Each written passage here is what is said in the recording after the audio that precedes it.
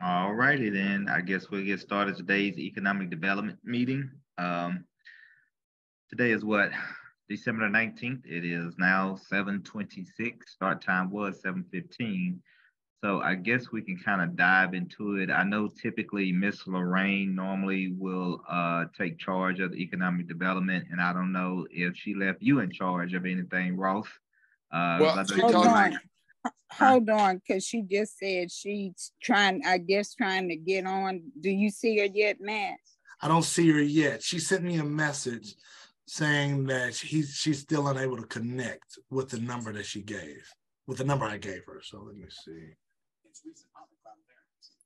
Yeah, it's that Zoom link just wouldn't link up, and then when we typed in the name, the number, it took it. The ID, I'm sorry. Gotcha. Yeah, whenever that ID number that I gave you, Ross, it linked up. Yeah, because that's what I do. I just type it in. Or maybe somebody needs to tell her to type it in. I'm texting her now.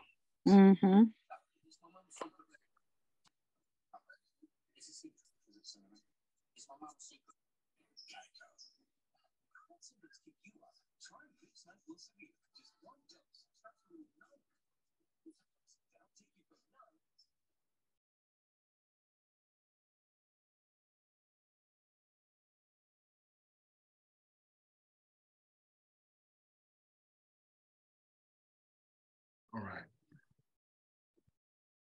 Okay, and Wallace should be coming on in a few minutes too. Wallace was already. Oh, Wallace, you said? Okay. Not Wallace. Walter.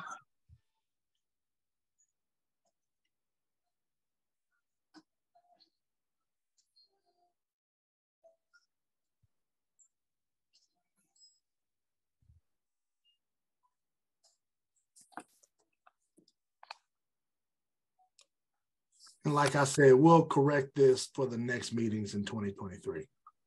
Okay. Thank you much, Matt.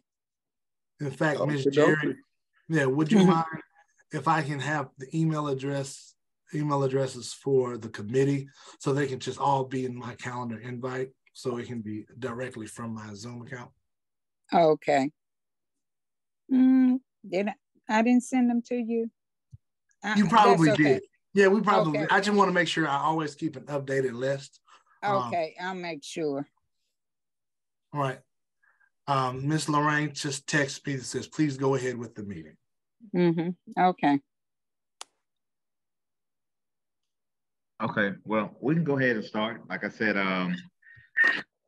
the main purpose of the meeting today really is to try to get an update from you guys, Matt, unless Ross has some additional information from the economic development standpoint. But no, I didn't. Okay, so mainly just to get an update and I guess ask a couple of questions. And I'll start off by saying, I think the last time or the last correspondence that was put out and we got back on was with the TIA report. And I think we were trying to figure out where that stands. I think what the email was saying is that they could not provide the TIA report for some reason for us to review. So that partially, let me clarify. Well, one, we are here to provide, Arthur's here to provide the traffic report that Ho Global and the city discussed for the area. In our correspondence, my initial plan was to provide the study and try to have it available for the group. On my accounts, again, this is all on me. I provided my strategy, my approach was not a comfortable one for us to release openly the report. But what we wanted to still do is always provide transparency to the community. Arthur can explain this if he'd like. If not, I can explain it afterwards. But for purposes of tonight, well, also, lastly, throughout the month of November. We were attempting to find a schedule so that we can provide this report to you earlier than December 19th. In fact, and Ms. Jerry was key in trying to coordinate a meeting where we can provide this report before your steering committee meeting in December. And so we were not able to do that. I think we tried the week of Thanksgiving, but that fell through. And so the next available date was this date. So that's where you see the lag. From my assessment, we didn't want to provide the entire traffic report. Well, one, we're not using, Mr. Lewis is joining us. There's still options if you'd like to get the report from the city to do so if you'd like. I was trying to provide the way based on our meeting in late August so that we can build trust amongst everyone between developer, the city, and the community for transparency for the traffic report. And I feel that this route in which Arthur will be able to explain the intricacies on how specifically the whole global project will impact the traffic report and us record it can provide the community with data and with the report that will be presented here without us essentially having Hope Global being on the hook for the entire traffic report, because this is an area traffic plan, not a specific Hope Global report. And so what we didn't want to do was to misconstrue the community and see what we can do and how our development will impact the area. And so did y'all complete the entire report? And I'll let Arthur finish that. I believe it was completed in October, correct? Or late September, October, Arthur? Yeah, I'm not sure the exact date, Matt, but yes, it is completed. So you're saying that we can get the entire report from the city? Sure. So I'll jump in, Matt. So if I may, so thanks so much to the committee for setting this up and for staying engaged and I think this will be a better project with all of our collaboration and working together. So we've been working with the city, as Matt has said. Our guidance that we received from Councilmember Nettles from Economic Development was to do a sort of a summary report, like a presentation, rather than going through like all the many page turns of a detailed traffic impact analysis. As Matt was saying, there's what do you call it? The open records request with going through the city that, for really of any project that, pretty much anything that's submitted to the city is fully accessible. This, doing the summary report for today's meeting was guidance that we received from the city. So, we want to make sure to keep the transparency, and I think you'll find our kind of summary deal here fairly self-explanatory. I hope we try to make it as easy to understand as possible. So how about we jump into it, and I can pull up a screen share and share with you guys what we put together here. Appreciate that. And I believe you have ability to share your screen, Arthur. There you go. Yes. Are you able to see my screen? Yes. Yes. Okay. And before you get started, Arthur, I will repeat, again, after this meeting, I'm currently recording it.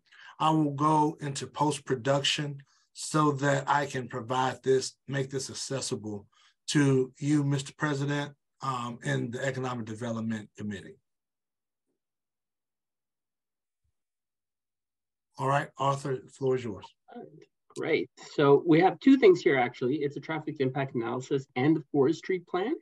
So forestry plan is about trees and where they are today. Obviously we're building buildings on the site, so some of them are going to get taken down, and then there's going to be new trees that are planted. So let's see. Okay. So this is pretty much from the tree surveyor and our folks landscape team working on the project. what we did was added some, what do you call it?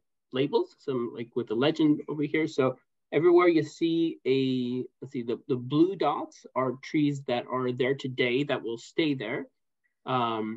Wherever you see yellow dots is where there are trees today, and you can see kind of right in the middle of where our building footprint is. So obviously those have to come down. And then in the green dots are new trees that will be planted as part of this project. So the net is basically we have a similar amount of trees before versus after. And, so we try to do is, maximize, you've seen like the visuals, we have these kind of little kind of green spaces, these pocket park feelings kind of between the buildings and stuff like that. We try to really kind of activate those with new trees and landscaping. Obviously around the plaza, you can see here at the bottom of the screen, there's some new tree plantings that are planned around there. So there's not a whole lot else to this one. I'll pause here if there's any questions. I think we're good on the trees. All right. I'll move on to traffic impact analysis. And this is obviously— I did have a question on it. Sure. If you could back up. You bet. So we're pretty much counting like for like, one in, one out. Is that right? Yes, roughly. There are about the same number of tree plantings as there are tree removals, and then there's some trees that are staying. Okay, so two things. One, is there some metric there where it's equivalent size or caliper inch, or could you address kind of that? Because obviously a new tree isn't like a 40-year-old or 50 or 60 or 70-year-old tree. So what's the formula for that? So you're right. There's a new tree is not going to be the size of a 40-year-old tree. As far as a formula goes, I short answer is I don't know, but I'm happy to ask the question, and we can follow up after this meeting with more information on that. Okay, so that's the first question. The second is, if I'm looking at this right, and green represents additions, then essentially on the block, I guess the northwestern block there, where most of the building is, apartment or whatever, there's essentially no trees being planted in that block. Well, this is where the majority, as you just pointed out, the majority of the building is. So we're really going. I understand that, but that doesn't mean there's other apartment buildings that have trees. So.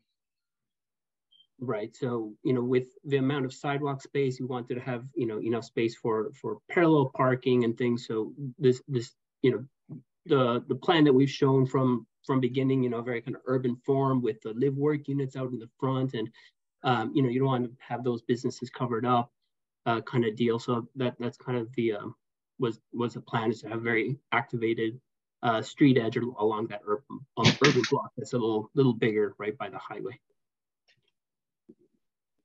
Okay, thank you. Okay, this is John Lewis. Now, yeah, but I still want to know why there are no trees there. One of the things that's important, and trees contribute to that. And I don't want to see us look like Rosedale, West Rosedale, where you got 4-story building. It looks like if anything ever happens down there, those apartments flip. You got a bunch of dead. Just got a bunch of dead, gloomy looking buildings. And that's that's one of the things, Arthur, when you all first came and you came to my house. It's one of the things I told you we didn't want. Well, we wanted something that would draw economic development, that would draw people in. And if you kill all the trees off, I mean, what have you got? So, but that's one of the things. Just I don't expect an answer tonight, but just to let you know, that's just one of the things I've been thinking about and looking at over the months that hadn't been an opportunity to talk about it.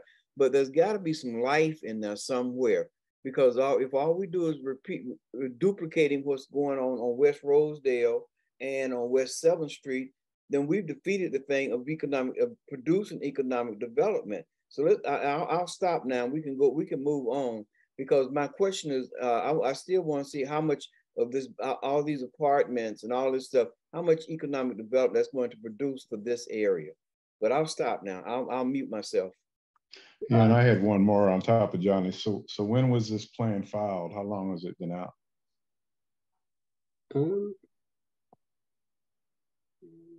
The date on here. I'd have to check with my counterparts at the civil engineering firm, McAdams. I see maybe dated either 5 or 6/11/22. But I know that I believe that the consultants and the city at least went through this process in either September or October of this year. Yeah, that might have been initial filing. Right, initial filing. All these documents have had a lot of it. Okay, if y'all could get those dates and submit them officially in writing, that would be nice. One thing I'll comment too, Johnny, in terms of your remarks, and thank you for the feedback. So one thing of this what we're seeing here is a landscape plan. So if you think about the street edge and having adequate landscaping, to make it green and make it the kind of thing that would spur economic development, which all of us, that's what we want. That's certainly something that's going to be treated. I don't have the renderings. I mean, we've gone through the renderings many times before. I don't want to repeat stuff over and over, but if you remember, like the street edges certainly have quite a bit of landscaping, shrubbery, plantings, and things like that. So it's not just trees, to greenify the street. So it's a multi kind of thing, but I think we can as part of our follow-up just include some of that imagery that illustrates kind of how that greenery will be happening at the street level, because I completely agree it's something quite important to spur economic development. Yeah, I apologize, but I keep seeing stuff. So just for the group, that's why we're here. Look at the kind of northwest quadrant of the plaza.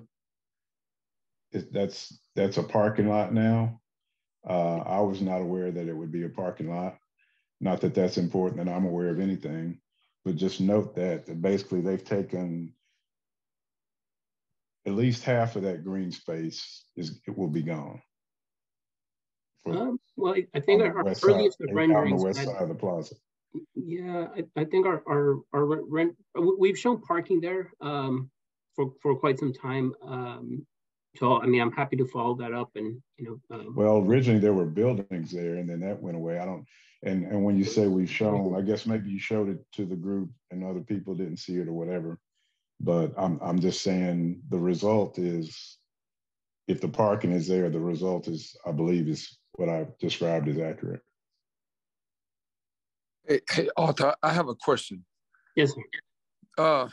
Just based upon city requirements, I don't know if it's a zoning or development, I was counting the trees that are being removed also versus the one that's going to be replaced or the one that you're saving.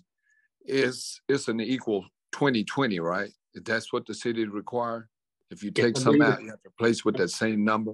I believe it's a 1-for-1 or it's close to 1-for-1. Yeah. And I believe I don't see it being 1-for-1 on this diagram. So I'm writing on my notes to follow up to ensure that we have the accurate number of trees being replaced compared to. Right, because, and you're right, because there are more trees being deleted than there are being put back in. But I think it's just one. When I counted, I think it's just one. I counted 20 being removed and 19 that's going to be in place. So we're down one. But that's just something that we can discuss, Well, and again, I think part of that calculation is, a 3-inch tree is not a 24-inch tree. And so there's some metric. And I think there also may be a workaround, let's say, by the benefit of the developer, where if it's a certain kind of tree, they don't have to replace it in that manner. But, when we're looking at this stuff, it's important to know the rules, or else we don't really know what we're looking at or talking about. So. Makes sense. So can we be safe to say that Matt or Arthur, you guys can look into that and follow up with us on that as far as the size and the diameter? 'Cause, you know, I don't think there's a short change. It would be in you guys' mindset, but we don't want little tiny trees to replace them, if you know what I'm saying. Agreed. I want to. I'll put on my notes. Follow up with tree mediation. Thank you. Thank you. And the regulatories for that. Absolutely. Absolutely. Thank you. All right. If everybody's good, I'll move on to the traffic piece. Sure. Okay. And I mean, feel free to jump in any point.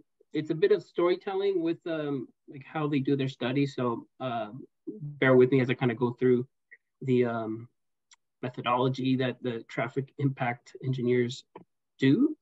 But basically what they're doing is they're looking at the development in three ways. One is the existing condition. So they go out there and they count cars. You know? Then they do an analysis. What would happen based on trends, based on population changes, demographics, all sorts of things in when this project would be completed, if the project didn't happen versus if it did happen.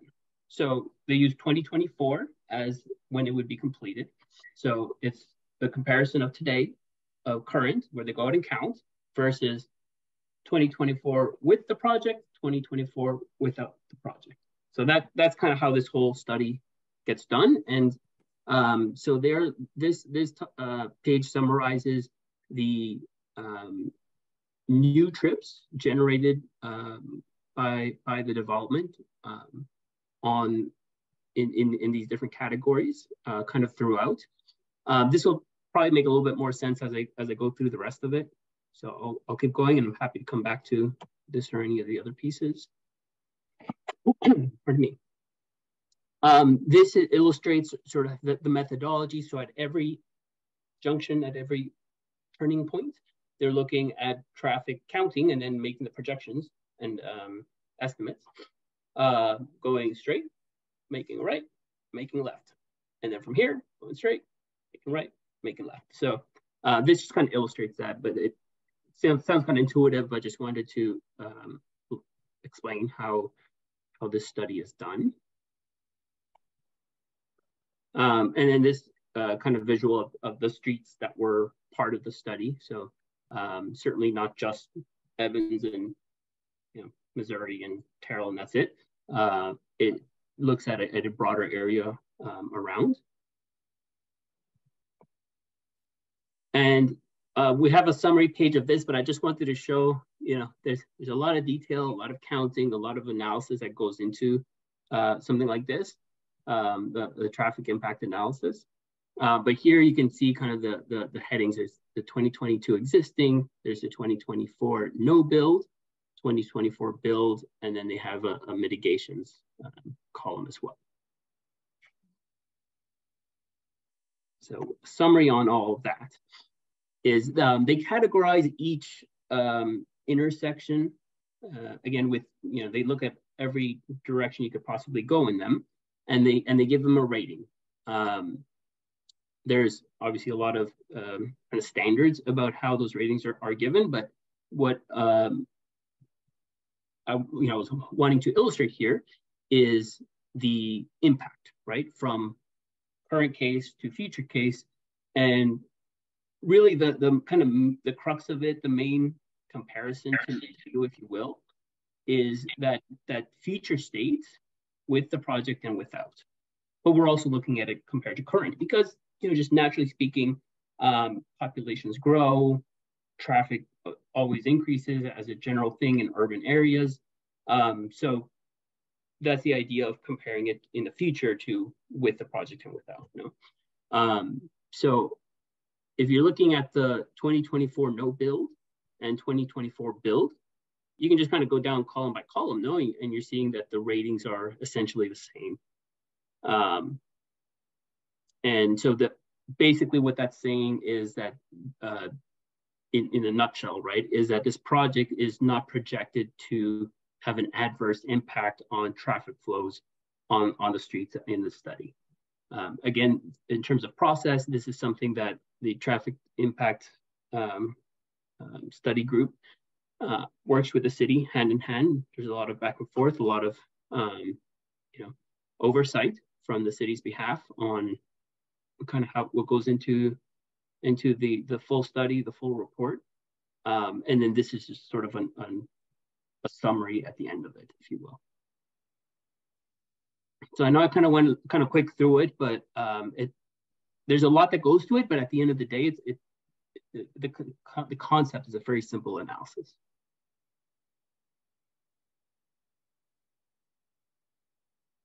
Hey, Arthur. Yes. It's wild. But I'm a little curious with the, and I don't know if that's Dashwood Street when you're coming out the Jack in the Box on Service Road at 31st. How would that change? Because it is a booger to get out there now, and I can only imagine what that would look like with all the other development around there. Are you familiar with what I'm talking about? Sure. You can't get on 35 from there, right? You'd have to, you're not supposed to, but a lot of people go through the 7-Eleven to try to get on 35, right? So on Dashwood, I mean, I'm just looking at it here from this 35 in Dashwood line, and it's basically saying that it's an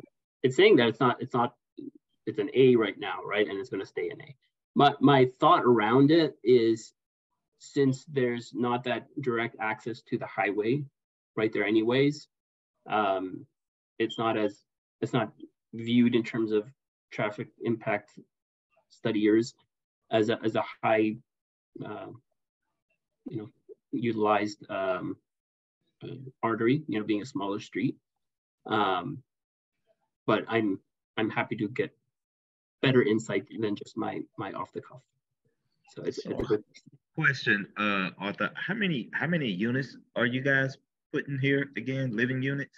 We are, I want to say it's about 320 of multifamily and 25 of townhome. That multifamily includes a live work as well. But yeah, I believe it's right around 350 altogether.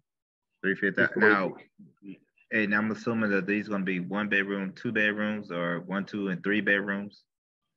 Yes. I don't know if we have 3 bedrooms. I'm more than happy to get a unit mix we definitely have that. I don't have it in my fingertip. Okay. And then 2, how many parking spaces are you guys adding? We have it's 400 something. Let me see if I can pull it up quickly, but so it's an oversized garage meant to serve kind of the retail and things as well. Mm-hmm. Mm-hmm. Let me get a real number for you rather than just trying to look up on my phone. Okay. Is that parking space just for those who live in the apartment, or is that space also for the retail that's going to be there? For retail as well. So just kind of envision, parking garage, you drive in, after a certain number of curves past the ramp going up, there'll be a gate, and after that, it's apartments only. And then before that, it'd be for retail, much like a lot of these mixed use parking garages are, because it's going to have to serve the grocer, the retail, all in the area. And plus we have the surface parking, right there on the other side of Missouri as well. Would that be free parking? I don't want to give the wrong answer. Let me confirm that if it's free or if there's a charge. That's the city. Can you go back to that map?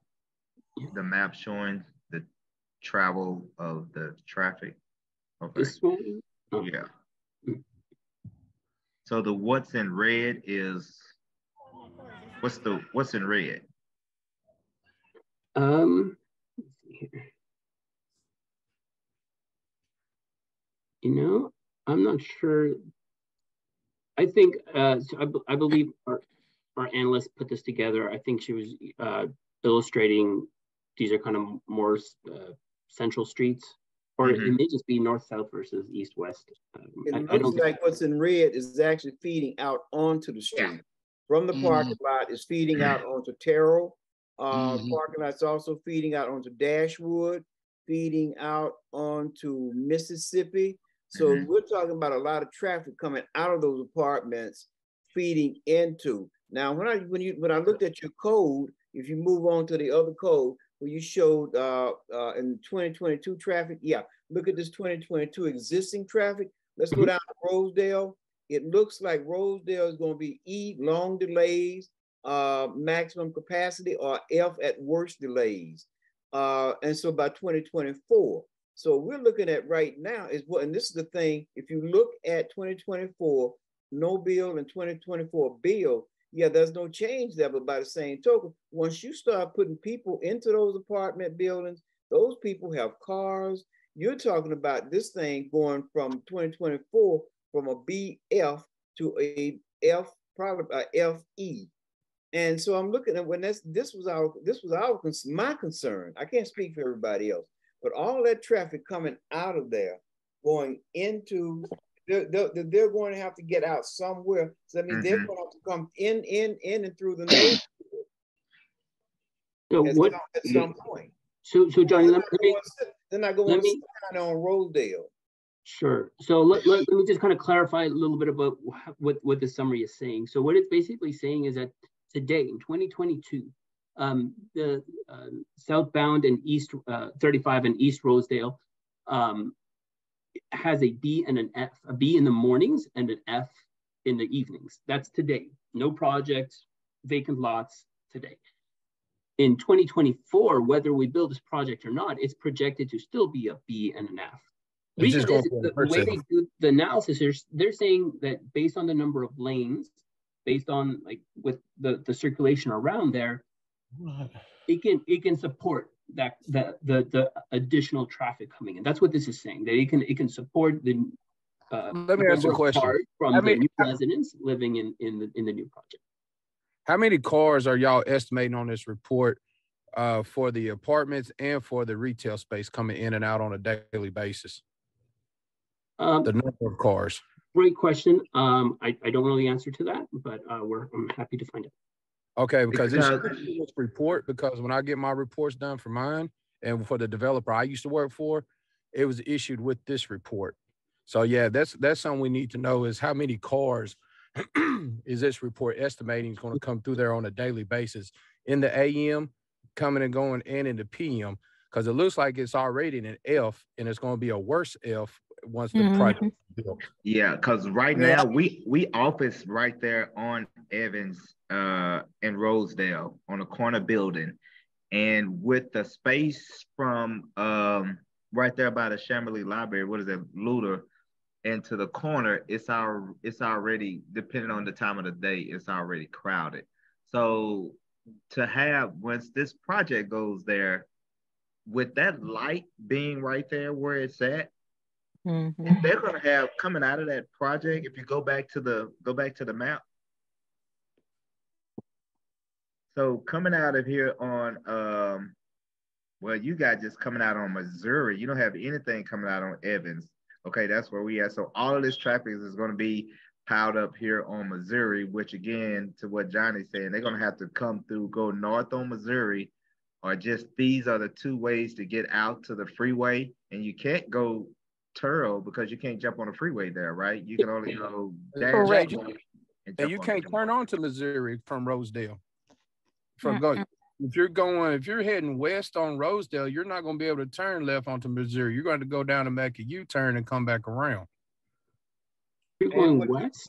And the other problem, but the other problem you're going to have is the situation that they have now, where people are cutting through Jack in the Box and 7-Eleven in order to feed onto that freeway. That's true. That is the issue that you have right now. We're cutting through Jack in the Box and 7-Eleven they're waiting to turn, but then they're feeding onto the freeway, and that was never the intent.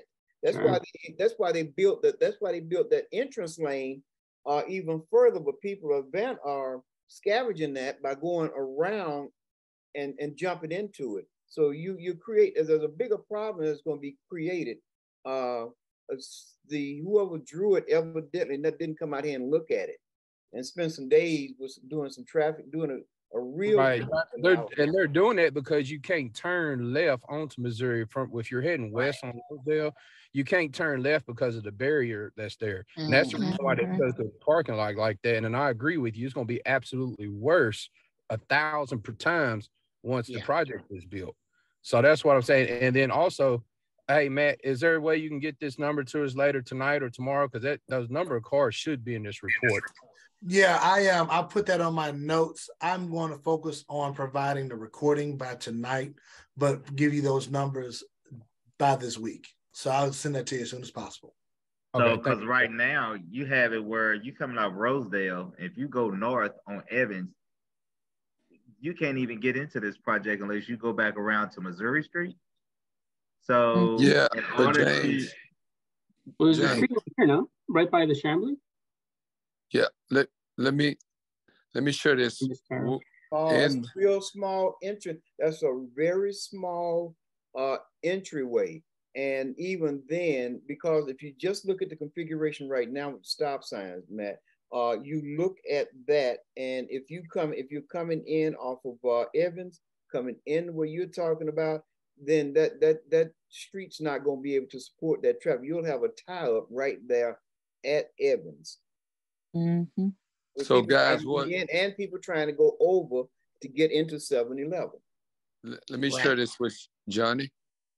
We know, even with or without the impact study, that when you put that influx amount of people there and a parking garage, we may have to do some creativity stuff like over at Morningside Middle School, during a certain period of the day, traffic have to go one way. We have to get creative with it, but the traffic is going to have to be rerouted. And I'm thinking that that's what we're going to have to do. Put those signs up stating that between, say, for instance, 7 and 9, traffic's got to go this way, and maybe between 3 and 5 or whatever, the same way they do when the school is out, because the school is going to be impacted by that too. And then what you got, we have to flow traffic probably up to Hattie Street and make some one-way streets. We'll be able to manage it. But no, because the only place that, wait a minute, the only place. Excuse me, that was one of the things we talked about. You're talking about this community having to give up making streets one way. It is hard for them to just like up at Van Zandt Gwen in the mornings. That is a problem. Now imagine when you start bringing in all of that additional traffic coming in, how that's going to affect even just mornings, even just going up to Van Zandt Gwen, where people are going to be trying to cut through, going over to Vickery so they can feed onto the freeway or go into downtown. It's not just this one little area that's going to be affected. We've got to look at the totality of the whole thing. And that's why I'm glad we're talking about this now before they break a brick, because this way we can look at this thing on paper and play games with it so we can do this thing and get it done right. But to say that they can just make some street one way at a certain hours, that's not practical. Even in the rich white neighborhoods, they don't do that. So in our moderate incomes, where we're trying to make things functional, we shouldn't be trying to just make things temporarily functional. We should do it so that it will be there after we're dead and gone, but it will be there so it's functional forever. But just to have something one way from 8 to 9, it's not gonna get it. Hey, Matt, have y'all started to already kind of look at what the solutions to this is? Because like you said, everybody does know it's going to add a lot of traffic to the area. So once how long have y'all had this report now? So to answer your question, the first question, we have not. We'll get back with Arthur and our consultants. We have not provided any. I haven't been a part of any discussion, but we've discussed possible solutions for this. We were ready to make this report to the committee and October or early November is what we've been scheduling it for. Okay, so y'all had this report for about a month or so, is that correct? Yes. Okay, and when are y'all planning on to actually meet to try to come up with some solutions to be able to let us know, like, here's one solution or here's another solution or here, you know, that way we can kind of look at what you're thinking. Because I agree, it's going to have to be creative, and Johnny's right. You know, we don't want to just, we all know it's going to be piled up, but we got to try to make it the best futuristic. You know, we don't want to put a Band-Aid on it. It's best to fix it when at the start of it, right?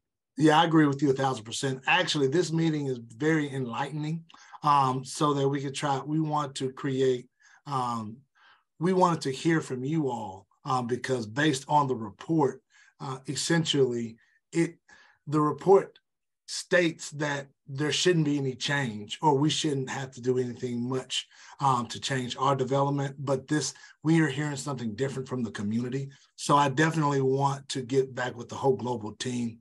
I know that a lot of people are starting to travel for the holidays. So I'm guessing, Arthur, maybe first of the year is when we'll talk about this, and then we can provide an update.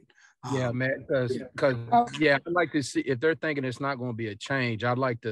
We'd like to discuss on what their logic is on why it would not be a change, because it should be pretty obvious that it's going to be a major change. Yeah. Right. I mean, who did the report? Langen, Engineering and Environmental Services. Okay. And as you can see, the date is July 8th was when it was submitted. I think that was a question earlier today. Mm-hmm. Okay, and right quick, I'd like to add, I know if you got on the freeway and you were headed north, the only place that you can get on the freeway going north is there at Rosedale and the freeway.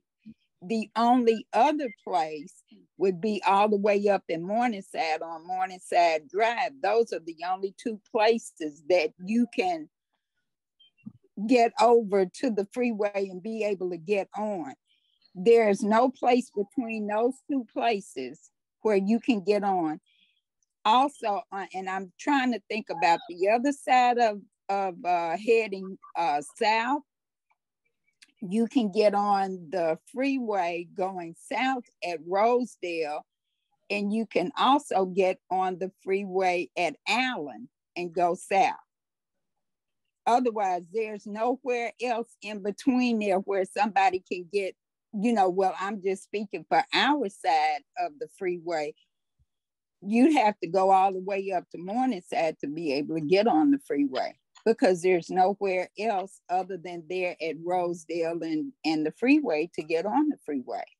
Well, if they did a TIA report, I don't understand why they wouldn't know that. Well, James, I think this is part of the problem when they shut down that freeway. This was long before when you were a little young, when you were a youngster. They shut down that entrance coming off the freeway and cut the south side off. That was talk then that what you're talking about, Arthur, the things that you're talking about, the changes that you're talking about, the improvements. This was stated then that when they cut us off the freeway at that time, that they cut off potential growth. There was never any thought that this type of growth would happen. But you would have to go back 40 years ago when the state, and now you're talking about having to consult with the Texas Highway Department. So these are the changes that they made. Originally, there was potential for growth. But when they shut those freeways down, when you couldn't enter and you couldn't exit, then that's the thing that happened. Right, because there used to be an entrance there at Hattie where you could go north, but they shut that down. There was a walking bridge that went from the east side to the west side, a winding bridge that you could walk over. Whenever they shut that down, they took out the entrance there at Hattie. And we've just only had that one. If you don't get on the freeway at Rosedale and the freeway, I mean, you'd have to go all the way around through downtown or come back over east and get on the freeway there at Riverside Drive in Lancaster.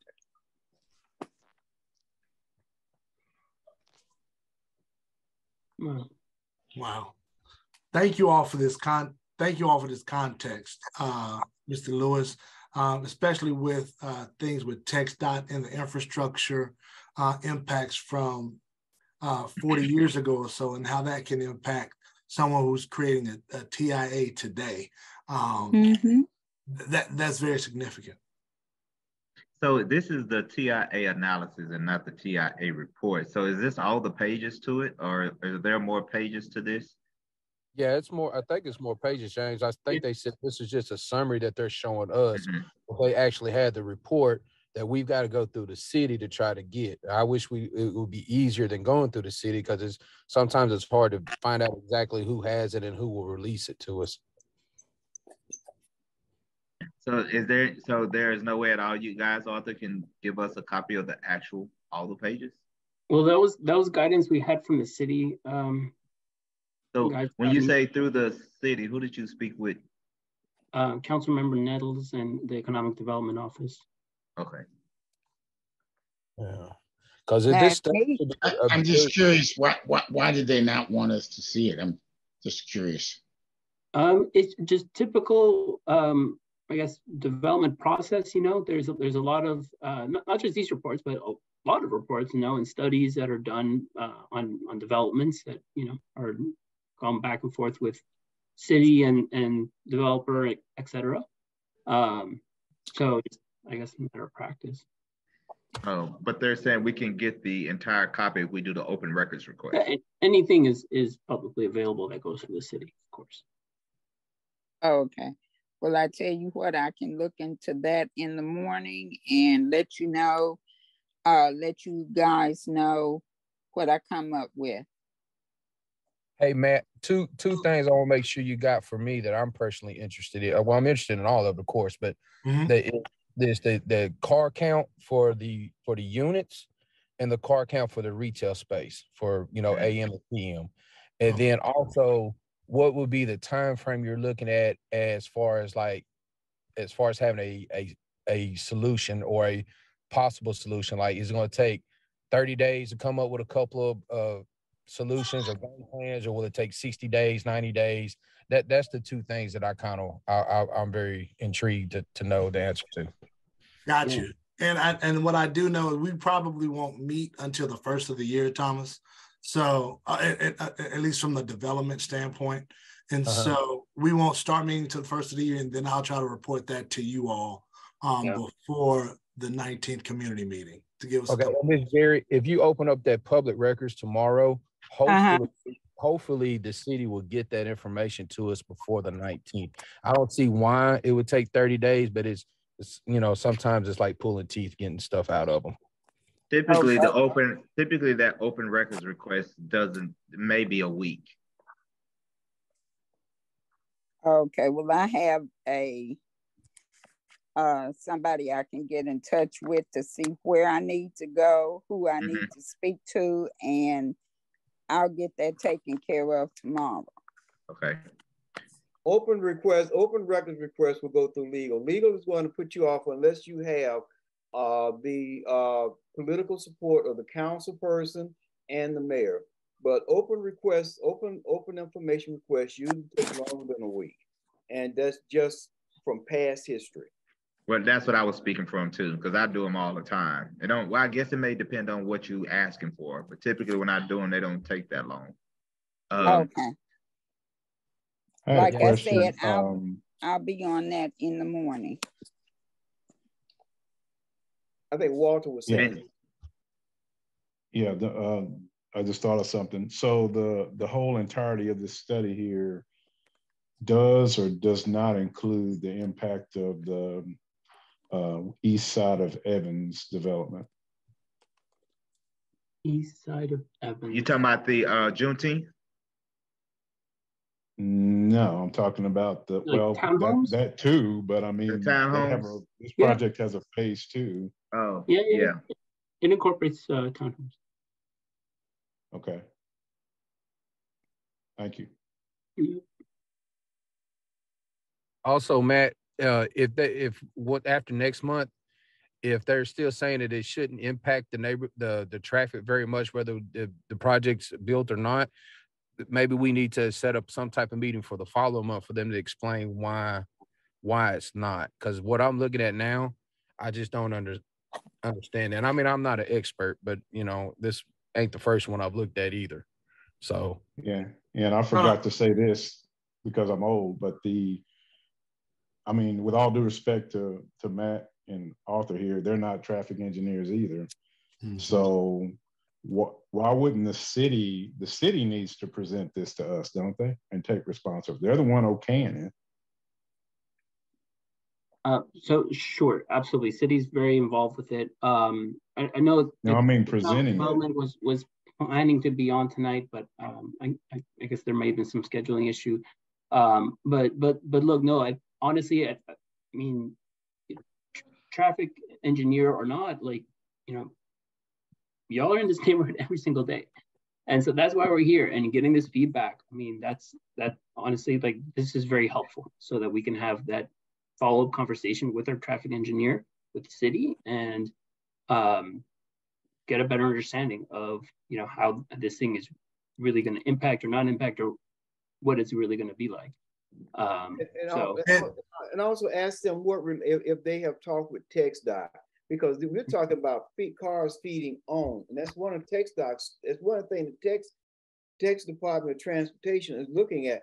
Where's this stuff coming from, so that they can build wider highways or decide on whether they want to get traffic movers or what. But we need to know not only the city, but we also need to know have they been in contact with people from the state, so that everybody's looking hand in hand down the road, both for the population increase, density, and also for finance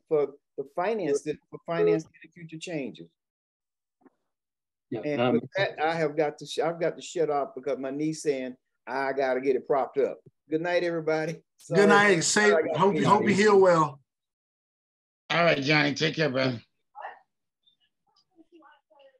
But I did receive that. I did. I'll give you my follow-up on notes so far, starting with what Mr. Lewis stated. One, get TxDOT, see if TxDOT is aware of this study.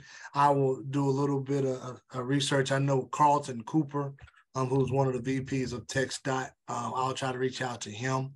And then we'll also research or give you all how many cars are projected parking spaces. And then we'll break it down for how many of those spaces will be, or how many of the units for the development. And those spaces for the units versus the spaces for retail.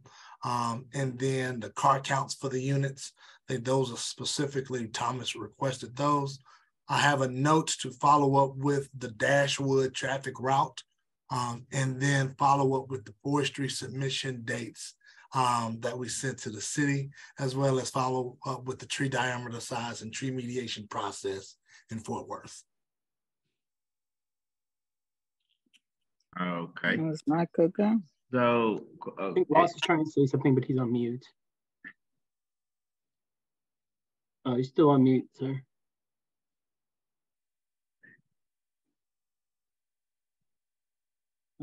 Who is it, Wallace or Walter? Ross. Oh, Ross. I'm sorry, what was you saying? You were on they mute. thought you were saying something. Oh, no, I wasn't saying anything. I'm sorry. I was trying to answer my phone and be at the Zoom meeting at the same time. Sorry about that. No, okay. Well, you know, men cannot multitask. So you're gonna get back with us on that. Yeah, I think some of it's pretty much at fingertips. We can circle back with quickly. Some of it will allow us to talk to the city and to our traffic engineer and get better insight. Okay. Right, because like I said, I'm thinking either they didn't come out and look to do an impact study, because like I said, right now, the only place for people to get on the freeway on 35 on the east side of the freeway is either up at Morningside or there at Rosedale. Past there, we have nothing in between.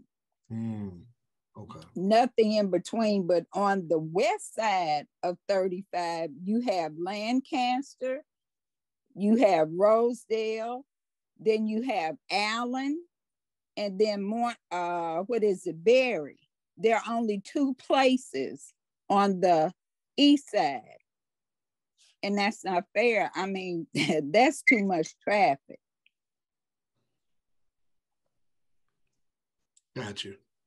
No, Yeah. and that's a TxDOT question we'll ask. I know that in Dallas, near the River Mall area, they had to add a Camp Wisdom exit there because of the lack of access, quite honestly, for people to move in and out of the highway. And so I'll reach out to Carlton Cooper. Guys, I've got to jump off. So, I have, Matt, where are you guys at with finalizing the legal paperwork? Arthur, so we are almost done. The development agreement, those are done. As far as the main push right now is permit set. So we should have those completed. Architects, engineers, contractors, everything.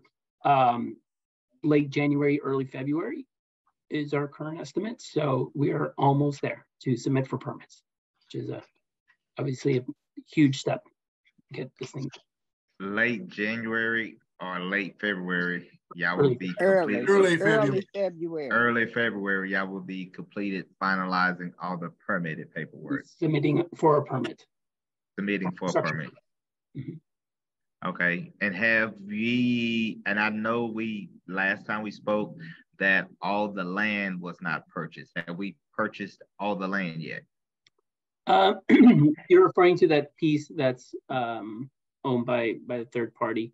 I think it's some other lots that was not purchased as well.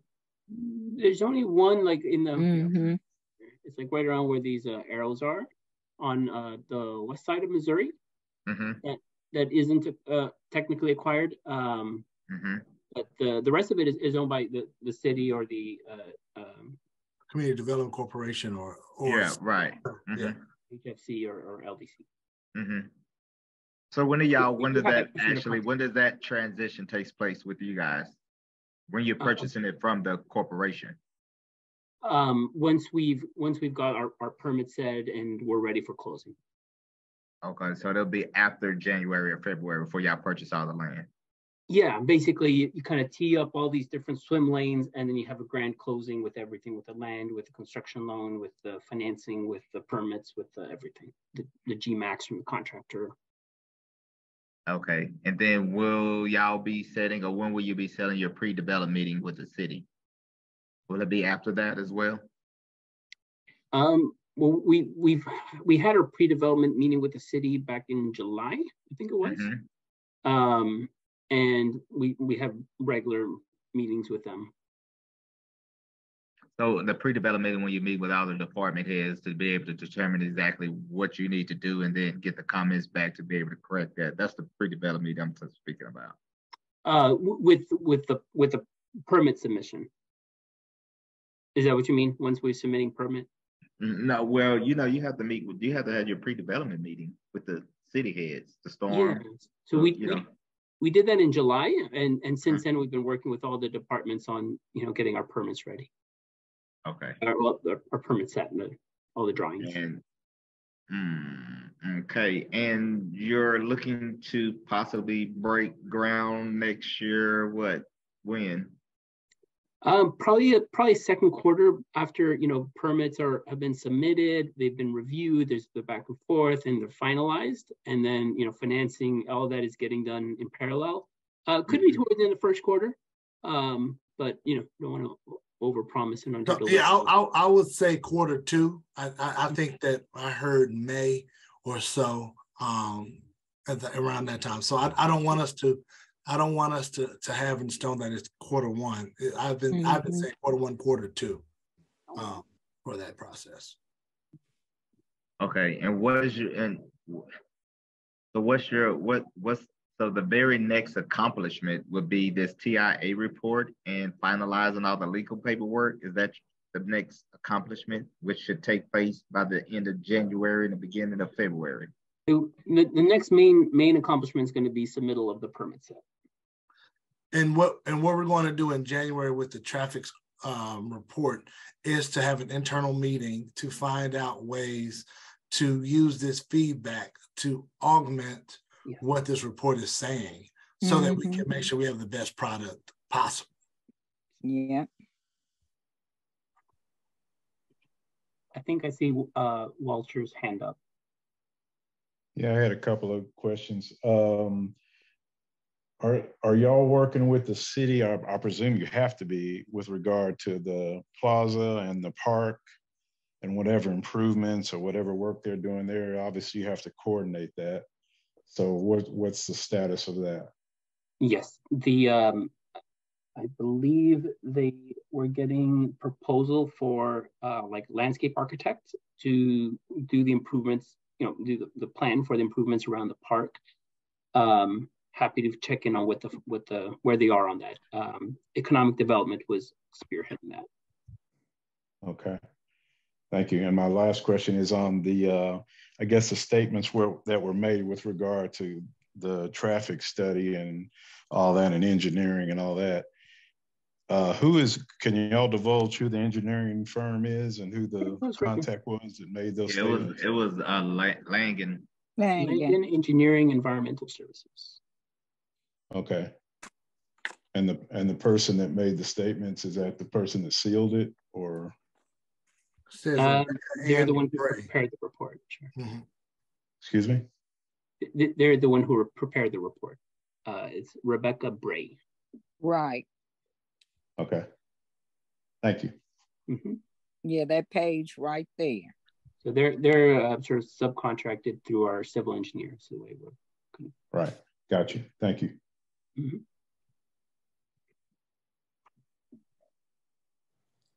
Put that back up, the name of the company back. Okay. Okay. Okay. Good deal. And like I said, it's prepared for City of Fort Worth. So there's a lot of coordination between them two. And like I said, we'll make this recording available so that you can see any part of this discussion. I've given you all my my task list so that we can move forward. Hey, Matt, I'd just like to say that we appreciate you guys submitting this study. And so at this point, from an economic development standpoint, we'll just wait to hear back from you guys as you submit that to them, to let them know that we need a little bit more assurance that the traffic is going to flow a little bit more efficient. Makes sense. Thanks. Okay, no problem. And just want to say real quick, thank you everyone for the engagement and for helping guide this project. This is exactly what will help make it better, straight up. All right. Thank you, Arthur. I forgot to speak to you whenever I first came on, my buddy. All good. Well, Merry Christmas, everybody. Hope everyone has a good holiday. We'll be talking again soon. You guys too. All right. All right. Yeah, Merry Christmas, all. All right. Okay. Thank you, Matt. No problem. Y'all have happy holidays. Merry Christmas. Right. And Merry Christmas to all. All right. Thanks. Okay. And I'll be speaking with you.